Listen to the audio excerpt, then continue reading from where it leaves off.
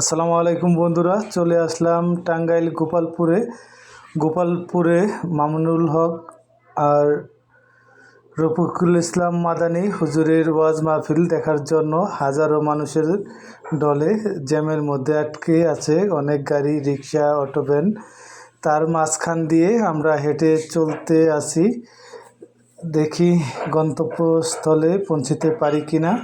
তাই হেঁটেই শুরু করলাম, গাড়ি সামনে রেখে এক বাড়িতে। আমরা গাড়ি বলতে বাইক নিয়ে গেছি আমরা কয়েকজন। যাই হোক, পিছন দিকে আর তাকাবো না, সামনের দিকে চলতে থাকি।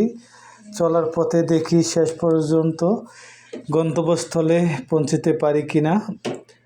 আর রফিকুল ইসলাম মাদানী হুজুর, আল্লামা মামুনুল হক হুজুর, তারা আসলে পারে তো মানুষের ঢল থাকবেই। দেখেন গাড়িগুলো অফ করে বসে আছে জ্যামের মধ্যে, পুরোটা বোঝা যায় না, তারপরে যতটুকু বোঝা যায় দেখেন হাজারো মানুষ এখানে যাচ্ছে। দেখেন কত মানুষ, হাজার হাজার মানুষ রাস্তায় জুড়ে মানুষ যাচ্ছে, যাতে আল্লামা মামুনুল হক হুজুর, রফিকুল ইসলাম মাদানী হুজুরকে দেখতে পারে। মানুষ কত কিছু নিয়ে যাচ্ছে। আবার অটো রিক্সাগুলো বা ইজি বাইকগুলো দেখেন সারিবদ্ধভাবে রাস্তার জ্যামের মধ্যে আটকে আছে, কোনো দিকে নড়াচড়া করতে পারতেছে না। আমরা হেঁটেই চললাম, যাই হোক প্রায় 1 কিলোর মতো হেঁটে আসতেছি। তারপরেও জ্যাম আর ছাড়ে না, জ্যাম কমে না। মানুষ, মহিলা মানুষ, পুরুষ মানুষ সব দলবদ্ধভাবে যাচ্ছে মাহফিলে।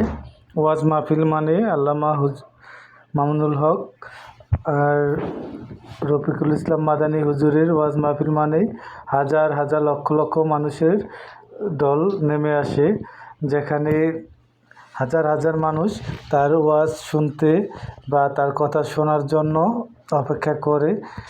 তারা আসবে আজকে টাঙ্গাইলের গোপালপুরে, সে বিষয়টা গোপালপুরের টাঙ্গাইলের মানুষ তাদের বরণ করে নিয়েছে, তাদের মনের থেকে দেখার জন্য সবাই চলে আসতেছে দলে দলে।